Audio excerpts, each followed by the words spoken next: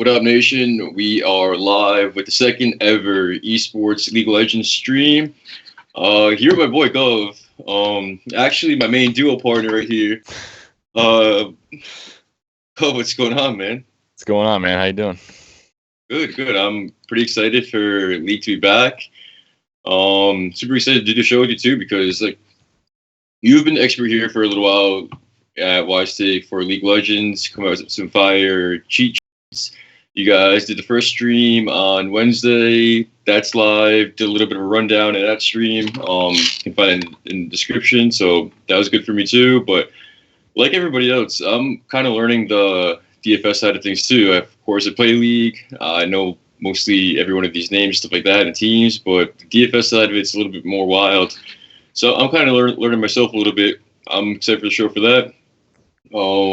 Before we really get into game by game, the players, everything like that, any word on general League of Legends, DFS, strategy, or what to really look out for there, or really anything broad?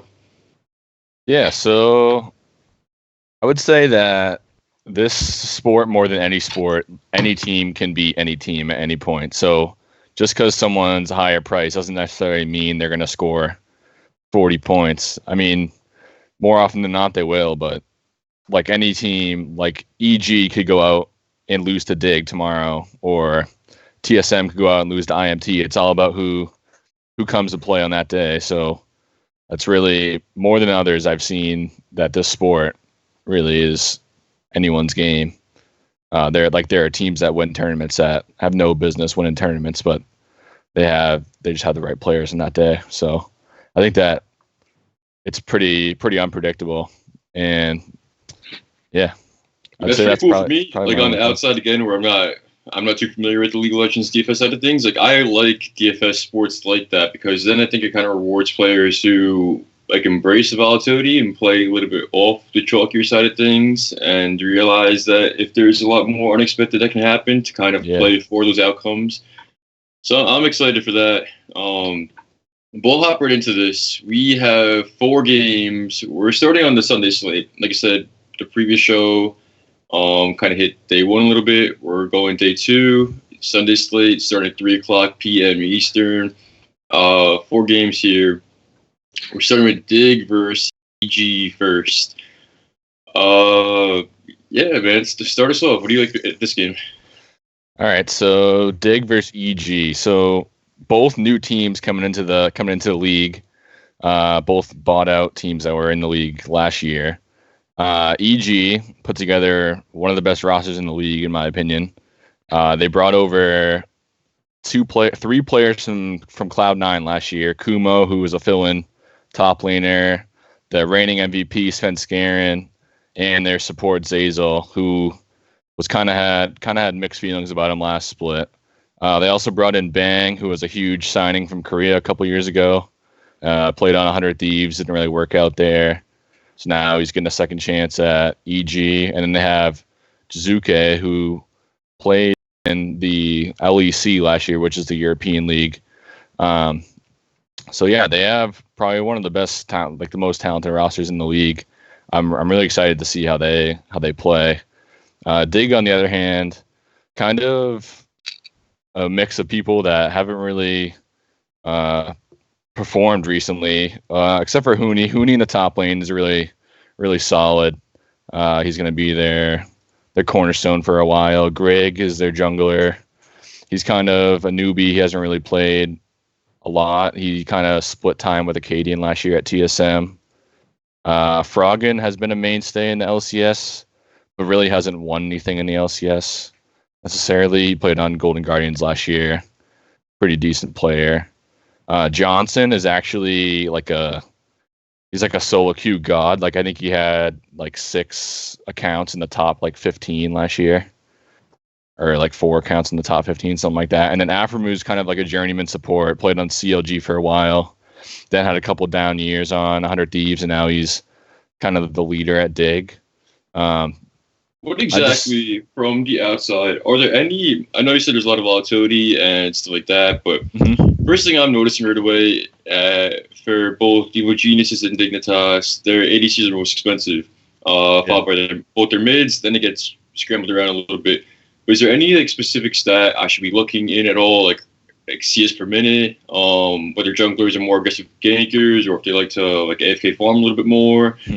Like when I'm weighing out these price tags and players stuff like that, like what should I be looking for? That's like would make somebody a standout play here. Is it that like they're more likely with the heavier like favorite to get a lot more kills off a weaker team over the rest of the slate, or like what should I really be looking for?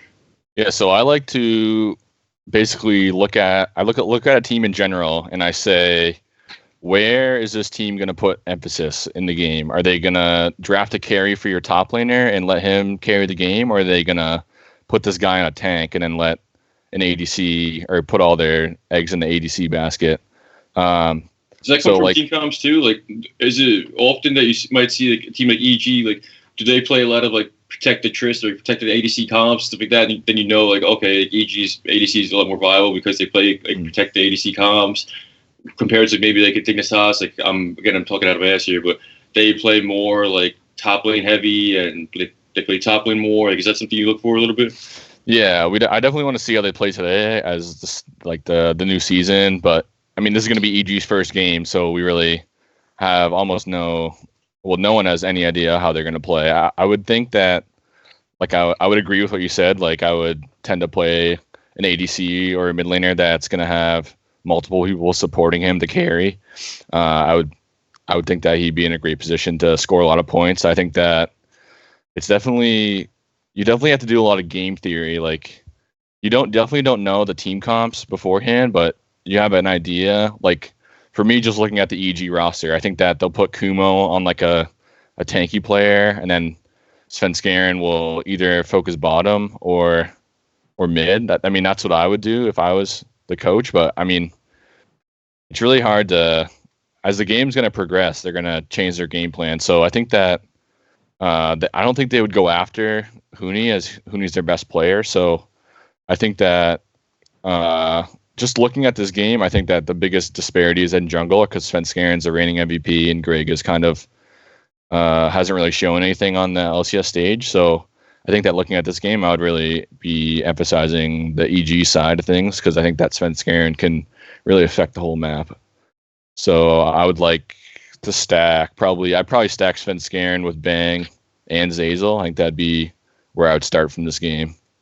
I would maybe one off Huni, but I'm not sure if that's the best way to go. I don't think they're going to win, so I don't think he'll score very many points. So you brought up something kind of interesting too. Stacking, is that a viable thing in League of Legends? Like, do you want to take like jungler with like a top mid or ADC? Like, do you want to pair your ADC to support a lot? Like, how does stacking work? I'm assuming from playing the game, like, you know, it really is viable with your bot lane duo and like junglers plus other lanes. But is that typically a popular thing?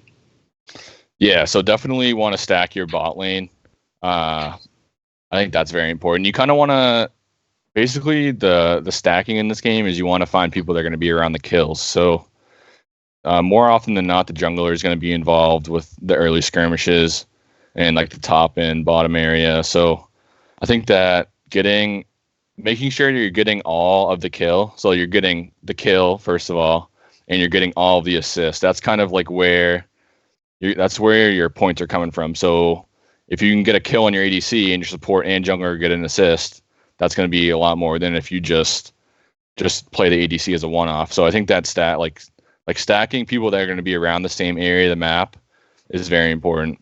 And yeah, so I think that's kind of like where the nature of my stacks go. I think that top laner doesn't, except for some top laner, doesn't really see much attention from the jungler. It might change this year. I'm not sure. Haven't seen how the pro teams are going to play, but I think that top lane usually gets left on an island. So I usually like to one-off that top laner based on their matchup and how mechanically skilled they are. But yeah, I would say that jungler, ADC, and support would be my like main stack, and definitely stacking ADC and support would be recommended. Nice, it's good to know. I like that. Anything else with Dignitas and EG before we go over to the TSM game? No, I think that's good. TSM and Immortals. TSM kind of been NA's little darling for a while, whether they're good or bad. They've always been pretty loved. A lot of names are super popular here, and we're getting even again from the outside, just looking in, super expensive TSM team against a dirt cheap Immortal team. What are we doing with this game? Yeah, so Immortals, another new team in the league. They actually were a franchise a couple years ago, and they left the league, and now they're back in the league. They kind of put together a team that doesn't make sense at all to me. They have like one good player, Smithy, who was from TL. He was probably TL's worst player, but he's going to be like, he's like their star, I guess. I don't think he's really can carry games, but definitely like in the TSM side. I think that, so I don't know why Acadian is on the TSM player pool. Like he doesn't play for the team. So definitely do not play Acadian. Dardoch is a new guy from Optic. He's kind of changed a lot of teams lately because he's kind of toxic in game. He's had problems with a lot of teams he's played on in terms of like surrendering and like trash talking his team. Right. Yeah. So can't relate there.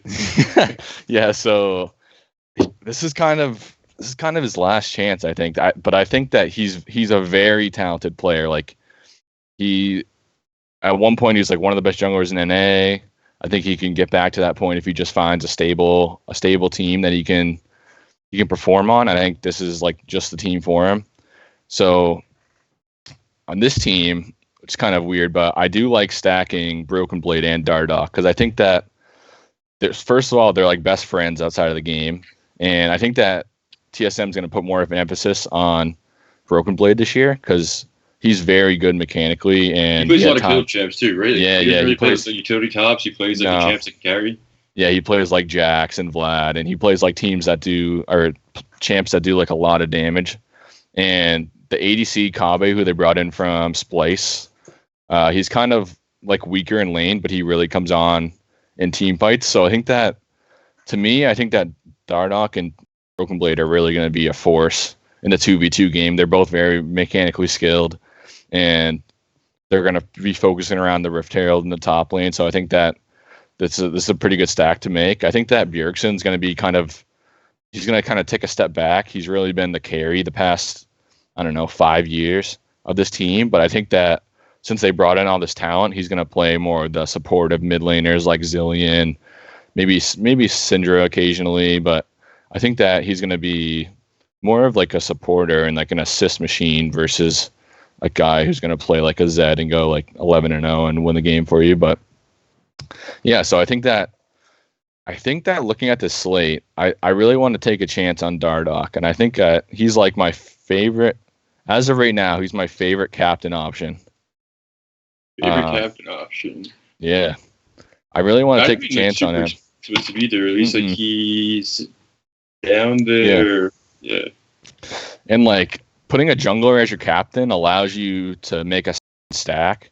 So like if I put Dardoch in my jungle spot with Broken Blade, I can stack like a whole nother team basically. Like I can stack another jungler with bottom lane. So I think that putting a jungler doesn't always work, but like with players like Dardoch who are a serious carry threat, I think that it could be a very good strategy in some of these early slates. But yeah, I would definitely stick to the TSM side of this game. I think that you can play any of these players, honestly. You can, any combination, like jung mid, jung top, jungle, support ADC. Like you can play anything along with their team slot. Because I think they're just going to dominate this game. I don't see them losing ever in this game. What do we do with the Immortal side? Like I said, they're super cheap, and I think you're saying they're going to get stomped, but is it worth playing them as any value at all? Like, would you take them as like one-offs or anything, or just 'cause they're cheap, so you could fit in more like heavier or expensive teams or players? See, like in League, like if your team's losing, like you don't score any points because you get -1 for every death. You're not going to be getting any CS. You're not going to be getting kills or assists.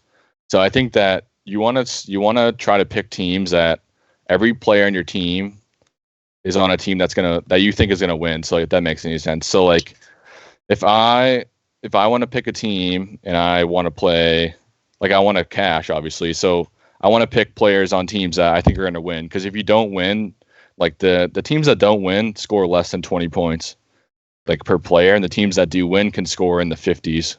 So it's really like more than any sport, it's not about like game stacking really. I think game stacking really isn't viable.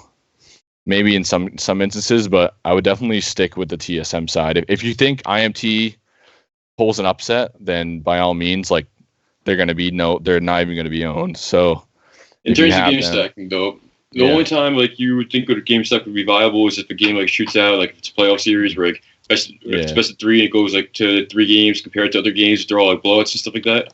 Yeah, so like if you think the team that's favored can't close out a game, then I would pick the underdog because I think that they could stall the game out and they could eventually come back because that's where all the points are, and it's all in like the time of the game. So if you think that, like for example, if you think TSM can't finish the game against IMT, then maybe you're more likely to play IMT against TSM because they're going to play for 45 minutes and then maybe they can pull off a wonder fight and they end up winning. But like last year, I remember there's a game where 100 Thieves they like just weren't losing like to CG, and the game went like 55 minutes and 100 Thieves was like 5% owned, and they broke the slate because they just defended and defended and defended, and then all of a sudden they won a fight and they just won the game. So like it really can switch. It can switch really quick. So I think the only way I would play IMT is if I was building a very contrarian lineup and I thought that TSM was going to be shaky and not win this game, but I just don't think that's the case though, right? No. That's nice. I like this a lot because like I'm picking up a lot, learning from this too, so it's good for me. Again, anything for that game to close this out before we move over to next game? Nope. We have C9 versus Golden Guardians. What do you like from this game? Yeah, so again, I think that C9 is going to. Yeah, I think this is going to be a stomp. I mean, I don't know. A lot of people do like Golden Guardians. I don't see it at all. I think that they're going to finish last, honestly. So I would stick just on the C9 side. I think that Blabber's very good in the early game. We'll see him today against Team Liquid, but I think that he's very volatile, so he can either feed or he's going to carry the game. So I think that on this team more than other teams, they're going to focus in the top side because Niski and Licorice are their stars. Licorice is probably the best top laner in the league. I think he's like the 2-year All-Pro in the top lane, and Niski is an up-and-coming star. He really dominated in NA last year. Kind of struggled in Worlds, but I think he's going to come back. He's also facing Golden Glue, who was an academy player for C9 last year also. But I think that he's in a total... Niski's in like a total other talent class than Golden Glue. So I think that I would definitely stay on the C9 side. I'm not a huge fan of Sven, C9's ADC. He played on TSM last year. He kind of ran it down the whole season. He wasn't very good at all. But we'll see how he is with Vulcan. Vulcan was like one of the big free agents that kind of changed teams from last year to this year. He was on CG last year. They made Worlds. But yeah, I want to see how C9 plays today. And basically, I think I would still, no matter if they win or lose today, I would still pick them to win this game. I think that they absolutely stomps Golden Guardians. I don't know. Golden Guardians might not win like 5 games this year. I think they're trash. Like I just don't think they're very good at all. We're gonna move on now to the next game. We have CLG versus FlyQuest. CLG, I'm assuming you have your favorites too here? I would think so, yeah. You know what's going on? I know you said there's a little bit of controversy with this team, right? Yeah, so today, spoiler alert, but I'm on FlyQuest really heavy today. On like today as in Saturday. I think that FlyQuest can really have the opportunity to be decent, and I think that CLG is they kind of didn't really make any moves. They upgraded Power Evil to Crown. It may be an upgrade. I don't know. We'll see in the first set of games, but I think that this is by far the closest game on the slate, in my opinion. I think that this game, out of all of them, like the underdog could definitely upset the favorite. FlyQuest definitely plays towards the top side, which is the weaker side for CLG. Viper and Santorin are a pretty good TV too. I definitely think Ruin's the weak point of the CLG squad. He kind of had games last year where he fed pretty hard. So I'm a big fan of Viper. He's like one of the most underrated players in the league, in my opinion. He's probably the third or fourth best top laner, depending on who you ask in the league. Definitely Power of Evil. Like if you're into the revenge narrative, he played for CLG last year. I don't know. I've never really seen a revenge narrative in league, but I mean, it's possible. Maybe he didn't like the team and now he's left and now he wants to. Keys a little harder. Yeah, maybe he's clicking around a lot faster. I don't know, but definitely want to see how Ignar plays today. He's from Schalke, which is an LEC. So they're from Europe. We'll see how he plays today with Wild Turtle. Wild Turtle's like one of the legends of the league. He's kind of been in the league since its conception in like 8 years ago or whatever. But I think that this is a game that definitely the closest game on the slate. And I kind of want to look. I definitely want to keep my eyes on how FlyQuest plays today, and then we'll see from there. Yeah. Anything you want to add?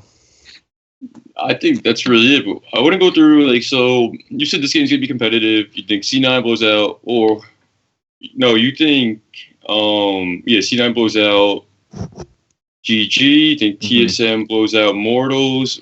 The Dignitas EG game. What was your prediction there? Yeah, so I think that in order of closeness, I guess I would go the CLG game and then this game, the Dig EG game. I think that Dig has potential to make a little bit of noise. I'm not sure that they'll beat EG, but they have some talent. Like Johnson, I haven't really watched him play. He was on TSM Academy last year, but he's an insane solo queue player, and I think that he's going to be really good in lane. I don't know how Aframu is going to be in lane, but Aframu is like the shot caller on this team, so he's going to be very vocal, and he's going to be, if Johnson can control what he wants Aframu to do in lane, they might be able to win lane tomorrow.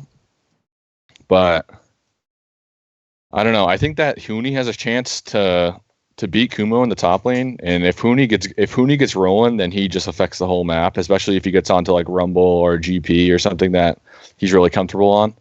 I think that this game is going to be closer than I originally thought 10 minutes ago, but I think EG still wins. I really like EG's team. I'll have to see how they play together tomorrow, but I think that this game could actually be very interesting to watch. I think that Dig's going to be maybe the last team, either the last team into the playoffs or last team out, or first team out of the playoffs. So I think that they're going to be on the cusp of that 6th or 7th place. So I don't know. We'll see how it goes. I think that definitely that's the second closest game, because I think that TSM absolutely smashes IMT. There's no doubt in my mind TSM's winning this game, and then C9 maybe not smashes as hard as TSM, but they beat Golden Guardians rather handily. So I think that definitely want to keep my eye on the Dig EG game tomorrow and see how that plays out. But yeah. So there's two things I want to hit on before we close this out. First, in terms of not the team position. Yeah. Obviously, again, I'm asking you as a new player myself, how do I grade out that, am I looking for value there? Is it more so maybe a tight end in football where you can punch a little bit here, maybe you take those Dig or like FlyQuest because like they're cheaper and you think they have that upset potential? Like, what are you really doing here from the team spot? Are you expecting a lot out of them, or what? How do you play that? Yeah, so the team spot, at least last year, you're looking for about 20 points from your team slot. So basically, the way I look at a team slot is I want the team that's going to be controlling the map. So basically, the big reason how they get points is through dragons and barons. Dragons are 2 points, barons are 3 points. I'm pretty sure. Dragons might be 1.5 points, but anyway, there's that's like the major way they get points. So I think that you definitely either want to pick, like you were saying, a FlyQuest or Dignitas that you think is going to win, and you think that they could stall out the game because there's going to be more, like the longer the game goes, the more dragons there are going to be, so the more points there are on the map. So you definitely want a team that's either going to control and stomp early because there's a bonus for winning under 30 minutes in the team slot, or you want a team that's going to stall it out and then they're going to get like 5 dragons and win the game. I definitely like to correlate my team slot with my jungler usually because the jungler is the one securing the objectives. So theoretically, there's a fight that breaks out around dragon and you get 2 kills from your jungler and then your jungler gets the dragon. That's another 1.5 points on top of your jungler getting kills. So I think that like correlating your team with your team slot with your actual team that you're drafting is definitely key. Like say you have a TSM stack, so in your team slot you're going to pick TSM because you think that TSM is going to stomp.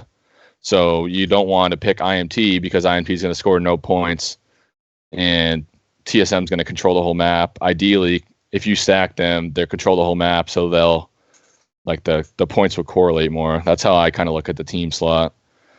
It's actually pretty interesting too. Yeah, to correlate team and jungler like that. Yeah, that's kind of like one that I definitely had some success with last year, but I don't know. I think there's going to be way more emphasis on the jungle, on the dragon this year because of the dragon soul thing now. Like teams are going to try to push for 4 dragons, so it's really important to, in my opinion, correlate the jungler with the team slot now more than ever.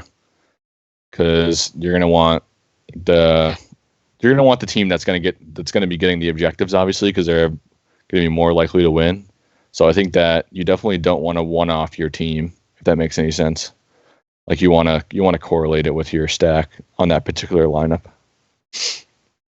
We'll go into some of your favorite studs and some of your favorite values, if there are any on the slate. Mm-hmm. So from the top end of studs, I'm assuming it's going to be from a lot of the winning teams. Who are your favorite studs that stand out here?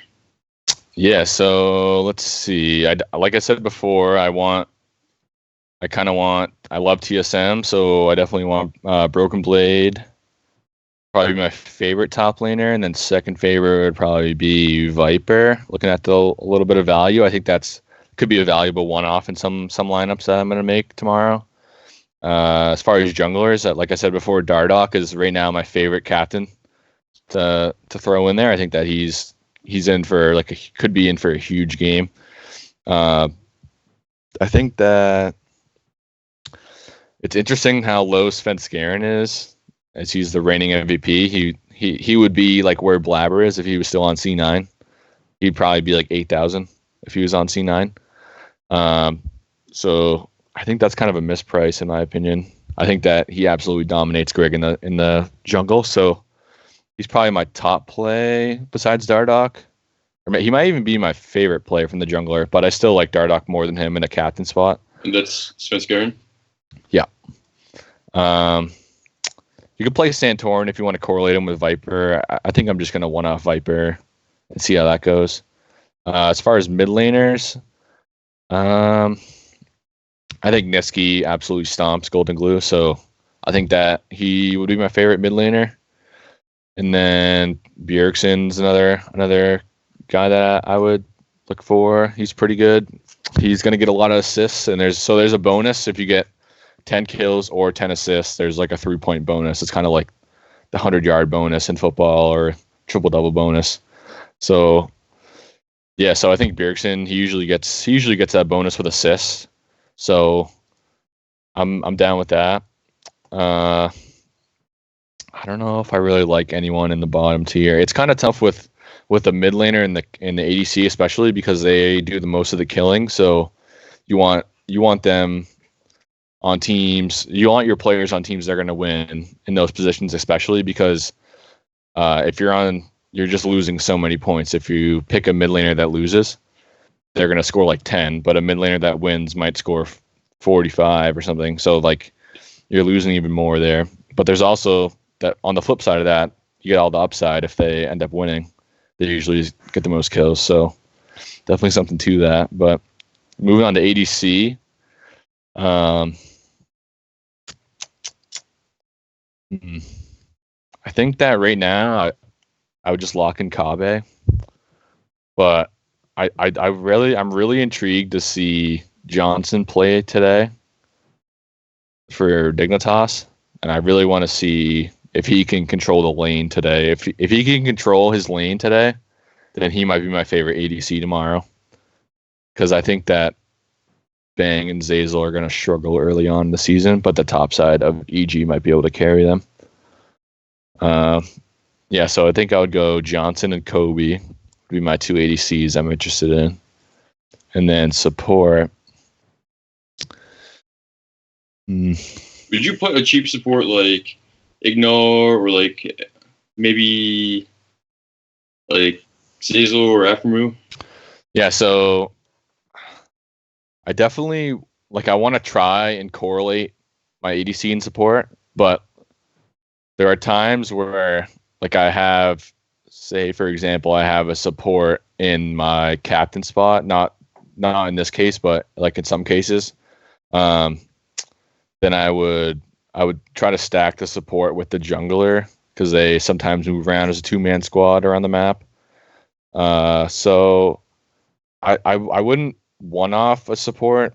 I think they're very correlated to their ADC, obviously, because they play in the same lane. But I would just try to if I was going to play Johnson, then I would probably favor Aphromoo. I don't think I would play Ignar by himself. If I was going to go a FlyQuest stack with Wild Turtle, then I would be more apt to play Ignar. But same thing with Zeyzal. If I was going to play Svenskeren and Bang Zeyzal, I wouldn't just play Svenskeren and Bang. I would basically, if I'm playing an ADC, 99% of the time I'm going to have their support with the ADC. Because it's almost guaranteed that they're getting an assist for that ADC if the ADC gets a kill. So I think that it's pretty valuable to stack almost every time. But as far as plays, I would probably play Vulcan. That's probably my number one play. Even if I wasn't going to play Sven, if I wasn't going to play Sven, then I would play Biofrost. But Biofrost stuff for me, I'm paying up at I like paying up or again I'm gonna let you give your opinion, but I'm paying up at mid and jungle and top because I think they're the ones who have the most explode potential, who can break the slate, right? Yeah. Doing most of the team's damage. Most of my lives right now I'm looking at I have Niski, I have Dardoch, I have Blaber or Blabber, whatever it is. Playing all of them, it's tougher for me to get more expensive supports than ADCs. I think you could play guys like Wild Turtle in the mid range for ADC, but is there any what cheap support would you punt with? If I had to pick one, I would play. Is there any ADC support duo that you think can have some upside? Oh, Dignitas, definitely. Dignitas, Aphromoo, and we're talking again. I want to see how they play today, but looking right now, I that's my favorite pay down support ADC right now. Yeah, but so where I like to play value is in the top lane with a one-off. I usually don't pay up top lane most of the time unless it's a really mismatch, a really big mismatch. So I would probably one-off Viper And then if I was going to so right now I just plugged in a lineup for fun. So I have Dardoch, Viper, and then Blabber, Niski, Johnson, Aframu. It's not much correlation at all, but I just wanted to see kind of what the pricing was like. And then right now, I can the best team I can afford is Dignitas for the team slots. So I think that I'm definitely gonna have to play around with this tonight after today's slate and see what kind of things I can do, because today's, as in Saturday, this slate was really easy to make teams. You can pretty much make whatever team you wanted. But as the tightening or the pricing tightens up, I think that it's going to be a lot more skill involved, and you're not going to be able to play a mid laner or an ADC or like a big time player in your captain. You're going to have to play like a support, or even sometimes I've even seen like team slot captains work because they just absolutely stomp a game, and then you get like 1.5 times points for like 4 dragons and 2 barons. So sometimes that works out, but I don't know. We're actually going to have to play around with it tonight, and then I'll throw it in my cheat sheet tomorrow, and we'll see how that goes. I think that it's definitely going to be important to watch the games today. I think especially with esports and League of Legends, like watching the games hold a lot of value. I can learn a lot through like a team's like draft, like their individual like roster construction. Like if they're, like we said before, if they're playing like protect the ADC or like protect the Triss, whatever comps, stuff like that. Or if they're playing more like top lane heavy or mid kill comps, whatever. But I'm super excited, man. Like I've learned a ton myself from doing the show. Get your cheat sheet coming out tomorrow morning, right? Yeah. Tomorrow, probably around noonish, I would say. Cheat sheet coming out. We had the show again on Wednesday. That's going to be in the description below. Anything else you want to say for the slate before we close it out here? No, I'm good. That's it, fellas. Super excited to get into League of Legends a little more myself on the DFS side of things. Pretty excited to watch these games. Should be a fun season for us. Yeah, definitely. I definitely think that's going to be a lot of learning, but I think that we're going to be out ahead of this, so I think that there's going to be a lot of edge for us. Please subscribe. Check us out. You can purchase Day Pass. You want Gov's content. Slack's always popping everything too, so get in there. It's a great time. We're going to make you some money. That's it, guys. Good luck.